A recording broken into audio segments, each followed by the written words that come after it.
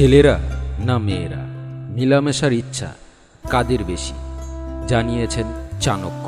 আচার্য চাণক্যের নাম ভারতের পাশাপাশি বিশ্বের শ্রেষ্ঠ অর্থনীতিবিদ, কূটনীতিবিদ এবং রাজনীতিবিদদের মধ্যে গণনা করা হয়।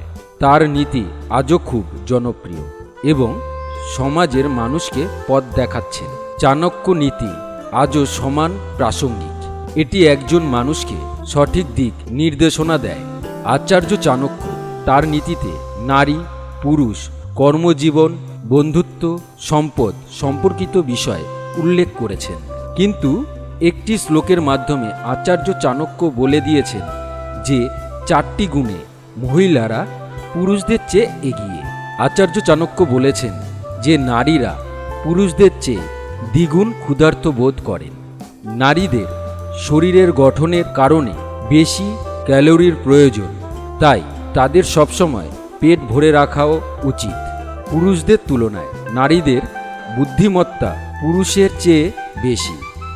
সে তার বোঝাপড়ার মাধ্যমে প্রতিটি সমস্যা থেকে বেরিয়ে আসে।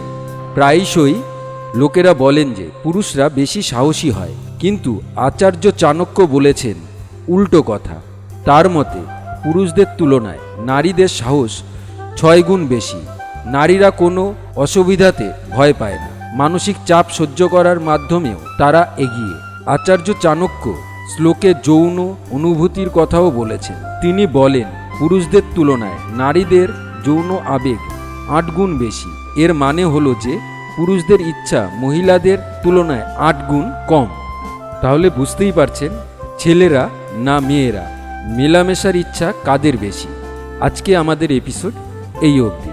আরও একটি নতুন এপিসোড পেতে আমাদের চ্যানেলটিকে সাবস্ক্রাইব, লাইক এবং শেয়ার করুন এবং আপনাদের মতামত প্রকাশ করুন কমেন্টের মাধ্যমে।